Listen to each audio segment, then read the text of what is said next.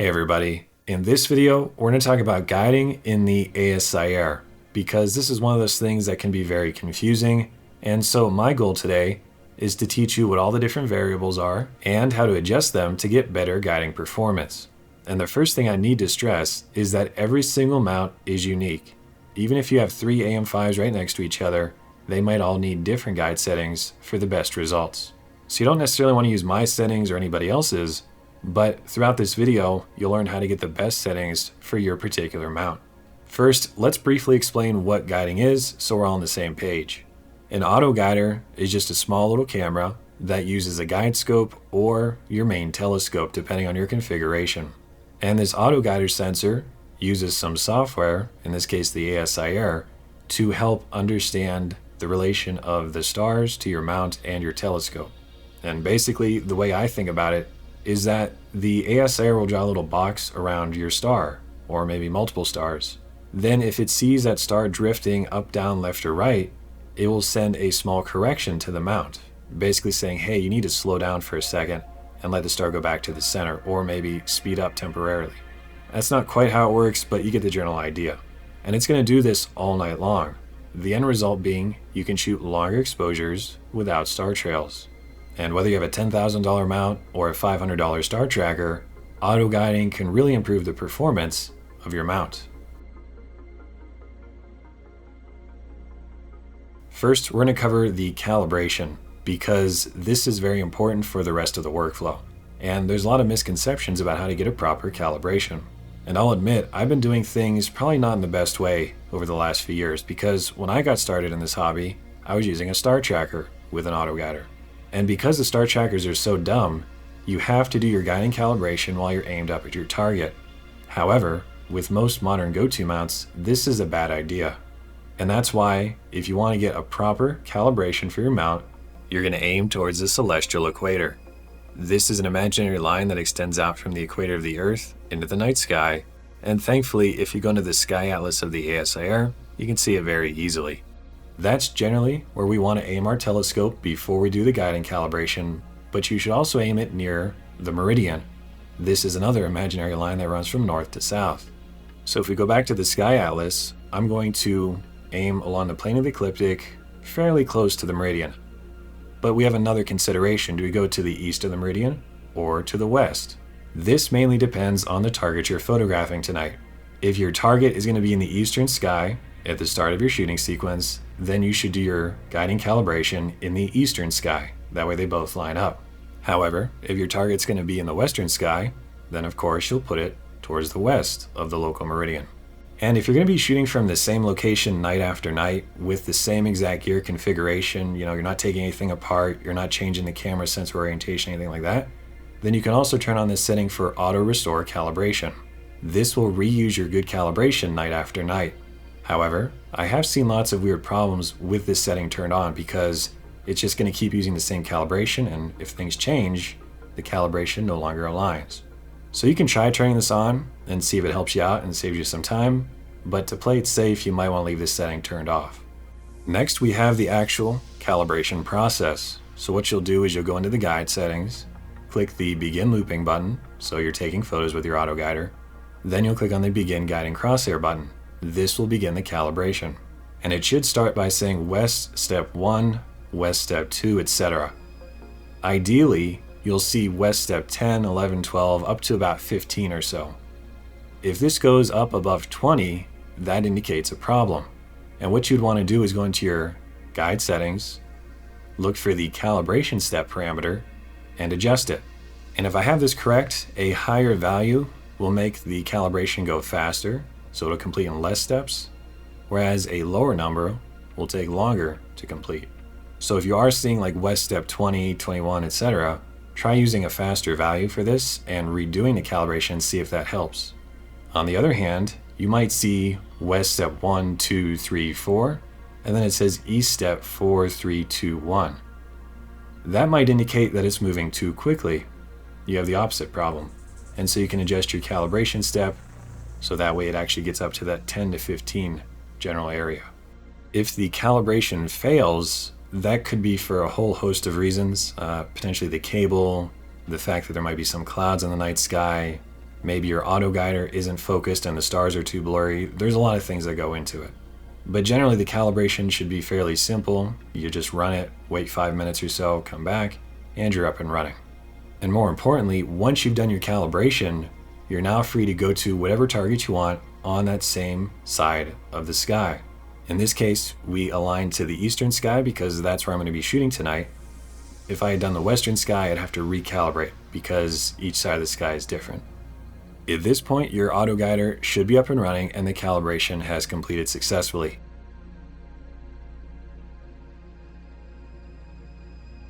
Now I want to talk about all the different variables that you can adjust to lower your total error. And I want to warn you right now, this is going to get very complicated. There's a lot of variables and they all interact with each other in an intricate way. So I'd recommend you do your own research after watching the video because a lot of this might be easier just to read up on rather than in video form. First up, we have the guide exposure length in the lower right. I normally set this to 3 seconds. I've been doing that for 5 years and it's worked great up until the AM5N. Oddly enough, once I had the AM5N, I was getting all kinds of weird guiding problems. And eventually I figured out it was because my exposure was too long for that mount. As I said, every mount is unique and it's up to you to find the best settings. But in terms of the exposure, there's so many things that play into this. For example, atmospheric seeing. This is that phenomenon where if you're looking at a star or a planet and it seems to be shivering or like dancing around, that's because of all the disturbance in the atmosphere. And so you can imagine if your auto guider is trying to keep that little star centered up and it's going like this, the auto guider is going to freak out and it's not really sure what to do. That would be especially problematic if your exposure was fast, like a half second or 1 second. But if your exposure is, let's say, 3 seconds, then that rapid motion due to the seeing would dissipate and kind of blur out. So in many ways, a longer exposure might work better. Then again, as I said, some mounts need a faster exposure, so you just kind of have to deal with it. Next up, we have the gain, which can be found in the guide settings. I normally just increase this value until the stars are easily visible. The important thing to understand though is that both the exposure and the gain will affect the brightness and size of your stars.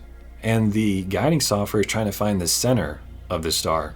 So you can imagine if you have a big bright star, the center could be anywhere in that area. That makes it more difficult to get good guiding. So your goal is to adjust both the exposure and the gain in tandem to get it where all your stars are fairly small. I would say a value like 2 or 3 would work well. If you're getting up to 4 or 5 or more, that's just way too bright for the stars and the guiding is not going to be as accurate as it could be. So you might want to lower that gain. We also have the ability to turn on bin 2 in the guide settings. I would only recommend doing this if you have one of the duo cameras with the built-in auto guider and you're shooting with a narrowband filter, because the bin 2 will lower the resolution of the auto guider, and it's already quite low, so this will make things worse, but it increases the sensitivity. And again, this would only really be necessary if you're shooting through a narrowband filter and you're not getting much light and you need that extra brightness. This could help. So for most people, leave this turned off, but if you're really having a hard time seeing the stars, they're too dim, then you can try turning this on.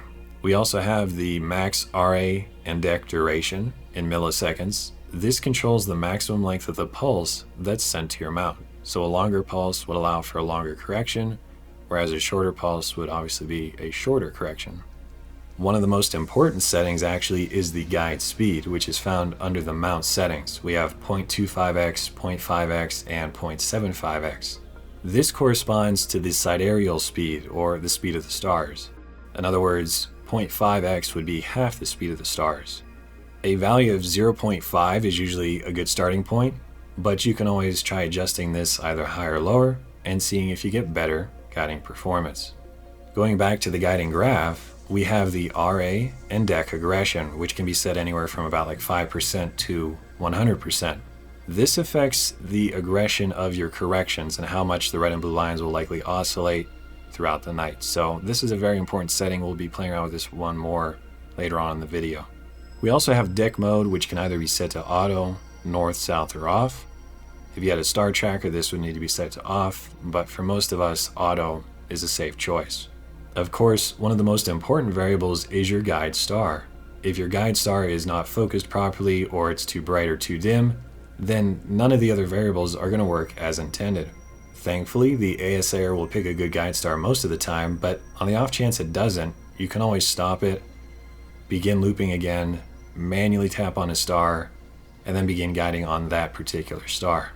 Generally though, it's best to let the ASAR handle this, and it will also pick a bunch of others along with it. Alright, well that's all the different variables that you can adjust in the ASAR for your guiding. And the trick is, how do we adjust them all together to lower our total error? And that's what we're going to cover next.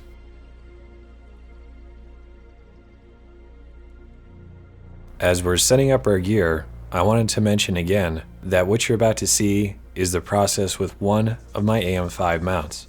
If I would have shown the same process with my AM5N mount instead, a lot of the settings would have been dramatically different. And that's why you want to follow the general steps, but feel free to tweak things as you go. And don't forget to go down below the video and read through the included articles and forum posts for even more information. Alright, well we had a beautiful sunset tonight, and off camera I did the initial focusing and polar alignment, so you want to make sure you do the same thing, and then we'll be ready to go. Before we start messing with the settings, it would be a good idea to go through each menu and take some screenshots. That way if we screw something up, we at least know what we had originally. I'll start off in the guide settings menu and take a screenshot of this. Then I can back out of here, go into the guiding interface, turn on the graph, and take another screenshot. Next, I'll go back to the guide settings and make sure I have a screenshot for the gain. Then we'll go to the mount settings and take a photo of the guiding speed. With all that out of the way, let's go to the Sky Atlas and then figure out where we're going to aim our telescope for the guiding calibration. I think I'll be photographing the Iris Nebula tonight, which should be on the western side of the meridian. And if you don't know how to find your target manually, then you can always click on the Objects button in the lower left, and then search for whatever target it is that you want to photograph. Just make sure that you don't hit Go To. You want to click on Center. When you click on Center, it will show you where this target is at in the night sky. If I zoom out a bit, this shows us that the Iris Nebula is indeed on the west side of the meridian. Now that we know that, we can head towards the southern sky. Just be careful it doesn't get stuck on the zenith, that happens all the time. And then you'll look for that blue curved line which says equator. That is the celestial equator, and that's the line we want to aim for. As you can see, it intersects with the green line, which is the local meridian. And if your target was in the western sky, you'd want to aim somewhere out over here. Don't get too close to the meridian, give it a little bit of space. On the other hand, if your target's in the eastern sky, you'd aim out somewhere over here. And keep in mind the constellations will change, but in general you're looking for the blue line and then the green line, and somewhere in this vicinity should be fine. The problem that I have is my house is actually in the way of the ideal spot to guide on for the calibration. So I could always aim up a bit higher and avoid that problem.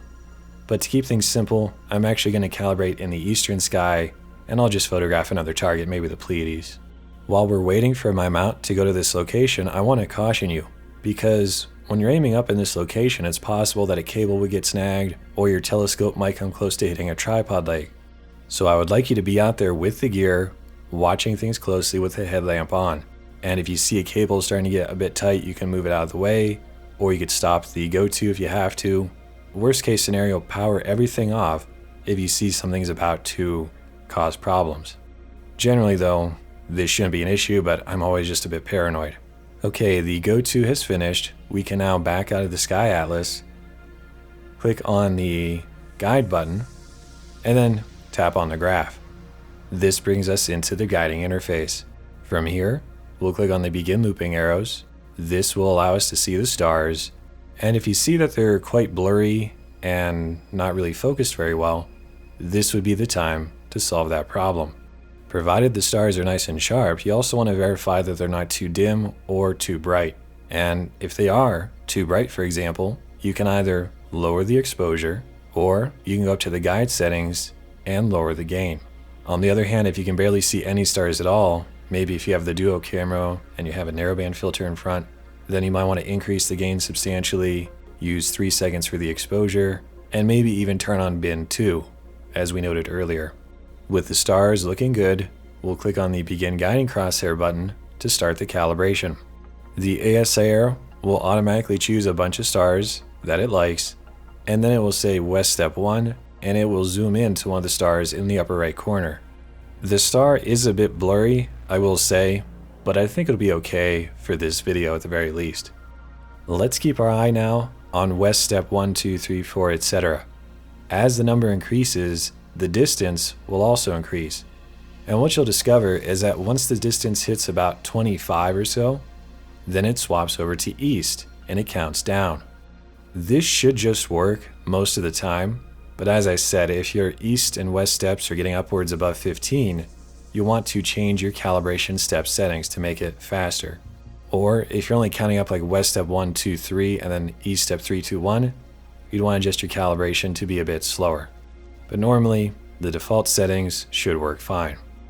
If you're still having issues with the calibration, it could be because you have too much camera gear and the motor is struggling to move things around. In that case, you'd want to add more counterweights and try again. Or perhaps for some reason you're aimed up towards the North Celestial Pole in the Northern Hemisphere or the South Celestial Pole in the Southern Hemisphere. The problem there is if you're aimed too close to where the stars rotate around, they really don't move that much in that portion of the night sky. And if the AutoGuider can't see them moving, it doesn't know how to calibrate. That's why we're always doing our calibration on the intersection of the equator near the local meridian. That way the stars are moving quite a bit over the span of a few seconds. In this case, the guiding calibration went through without a problem. We see the green lines, that means we're good to go. And within a few seconds, we'll see the red and blue lines on the graph, which correspond to the right ascension and declination.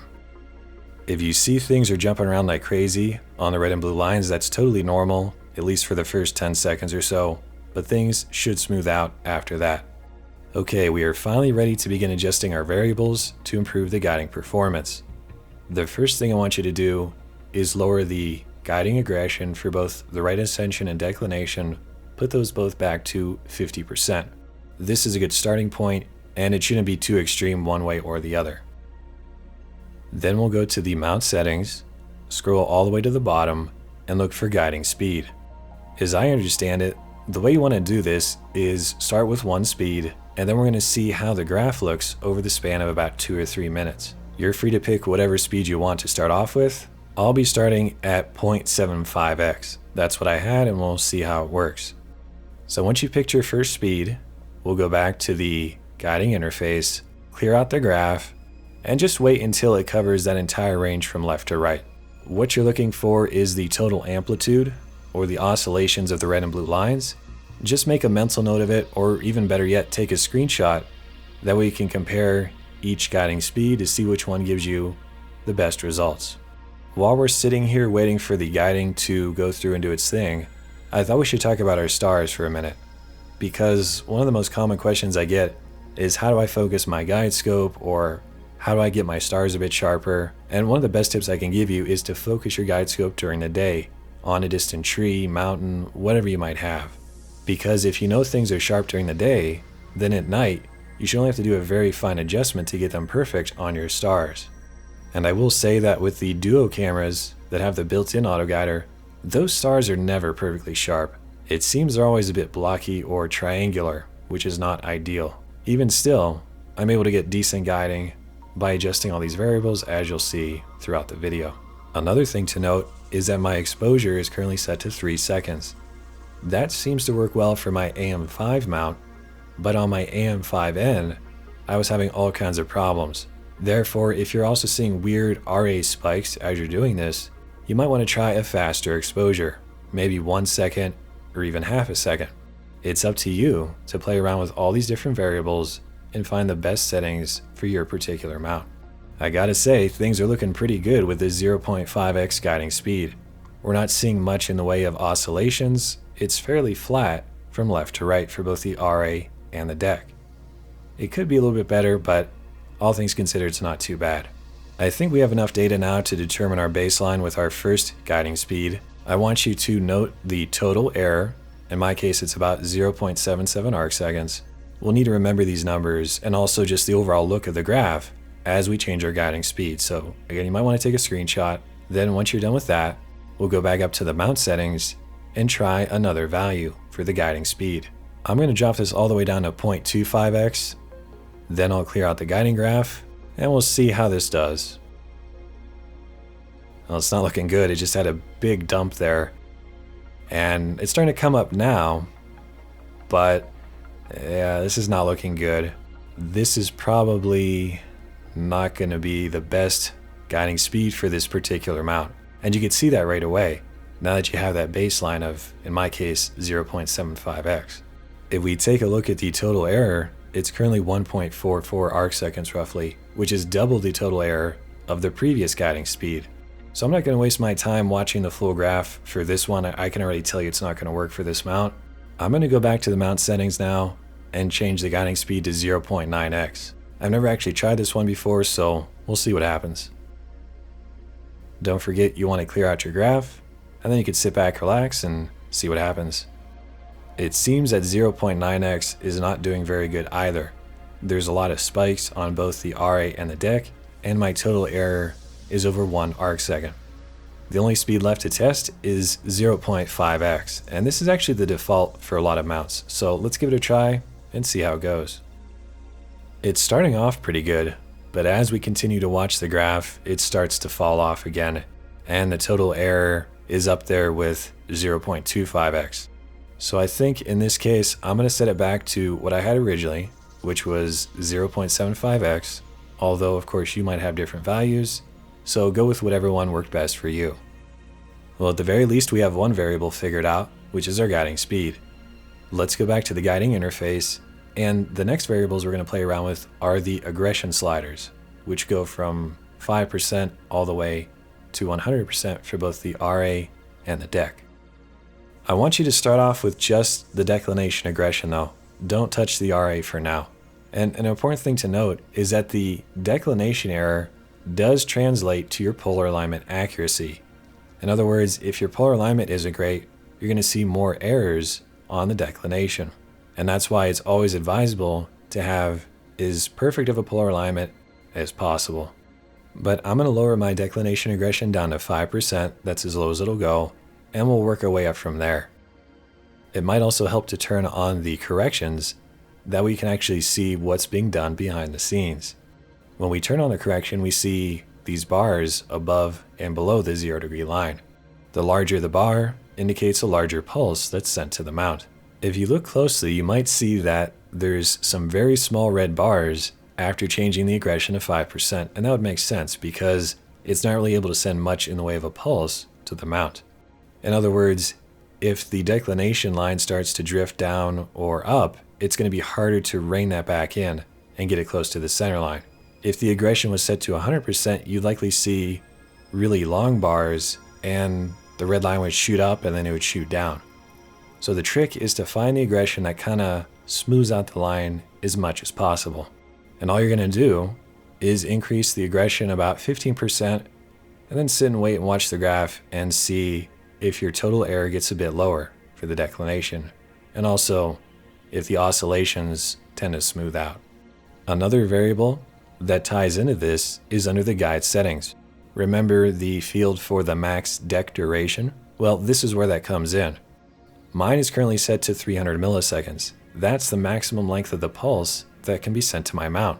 And if this number is too low, there's a chance that the corrections won't be enough and you'll have trouble with your guiding. Like I said, there's a lot of variables that are all working together, and it can be tricky to find the right combination. This would be the perfect time to remind you once again to read through the articles and forum posts linked down below, because they'll go into more information on all these different variables, and that might help you out. I'm going to hop back over to the graph and we'll see how things have been going. It looks like the declination error has actually gotten worse since we last looked. So I can start by adjusting the declination aggression, either up or down, depending on what you might have had. And I'm also going to adjust the max deck duration because it is kind of low. Maybe I need longer pulses. Rather than 300 milliseconds, I'll do, let's say, 800 milliseconds. We can try it and see what happens. Once you do some of these changes, it might not be a bad idea to clear out the graph. That'll clear all the numbers and give you a better reading on what's going on. The declination error is currently around 0.7, which isn't terrible, but it's actually starting to get a bit better as we continue to watch the graph. And this brings me to something else I want to stress, is that every single night we're dealing with the atmosphere. And if you're having bad atmospheric seeing and turbulence, then that's going to make it difficult to get good guiding. So there's always this limit of what you can realistically hope to achieve. And to be honest, I think 0.5 is really good in most cases. So I don't want you to get this false impression that you have to have the red and the blue line completely flat along the zero. That's not being realistic. But really what we're trying to do is make sure there's no large oscillations that happen frequently. That would indicate most likely that some of our guiding variables are not set correctly and we need to further adjust them. Okay, so the guiding's looking pretty good, but I still want to see if I can get it a bit better. So I'm going to hop back to the guide settings, lower the max deck duration to maybe 500 milliseconds, and then I'm going to adjust the deck aggression back to about 50%, which is where we started actually. Then I'll clear out the graph and we'll see how it goes.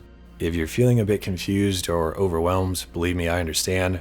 But the main takeaway is just that we're adjusting these variables, we're watching the graph, and we're seeing if we can get the oscillations to smooth out and the total error to be lower. And it all comes down to trial and error and seeing what works best for your particular scenario.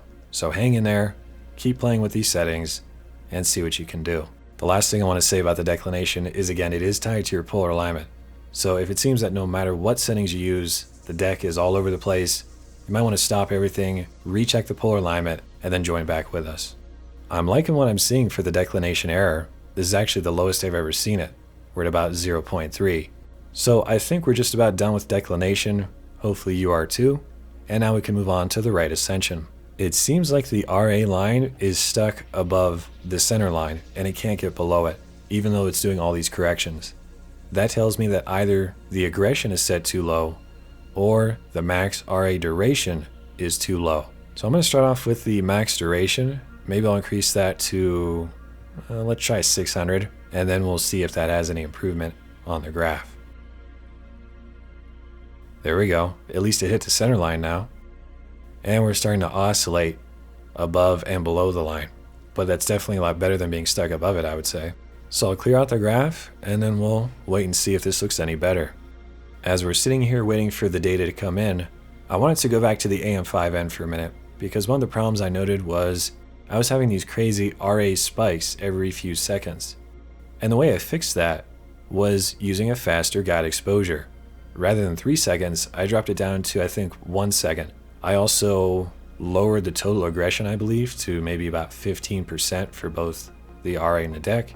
And if I'm not mistaken, I also lowered the max duration for both the RA and the deck.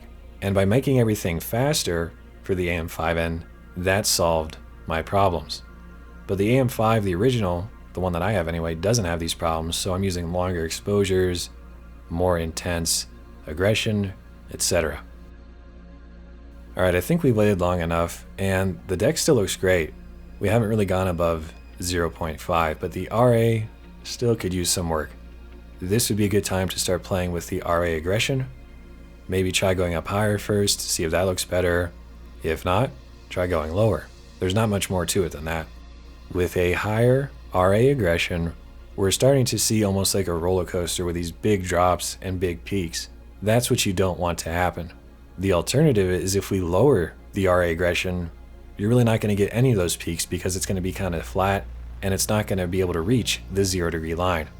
So watch what happens. If I lower the aggression to, let's say, 35%, we're almost stuck again below the 0 degree line. It can't get up above it. So it's all about finding that sweet spot where you have more or less a flat line with no major oscillations, but also kind of sticking right around the 0 degree line. I'm going to skip ahead now, and what we see is that my RA and my deck have kind of stabilized around 0.4 arc seconds. That's really good. So I'm going to take some screenshots. That way I know what works currently on this mount. That way if I come back and things get reset somehow, I can go right back to these values. And look at that. Just when I thought we were done, the RA axis is starting to climb up and it has no signs of coming back down. So maybe I have to increase my RA aggression and that will allow it to come back to the center line. Let's see. Yeah, that definitely helped. A slightly higher RA aggression. Alright, we're just about done for today. We've got our guide settings figured out. Things are looking a lot better. The final step, of course, is to go back to the Sky Atlas, go to our target, and then just make sure that the guiding still looks good in this new part of the sky. I'm going to be shooting the Pleiades tonight, so that's where I'll head off to. And because I did my guiding calibration in the eastern sky, we shouldn't have a problem.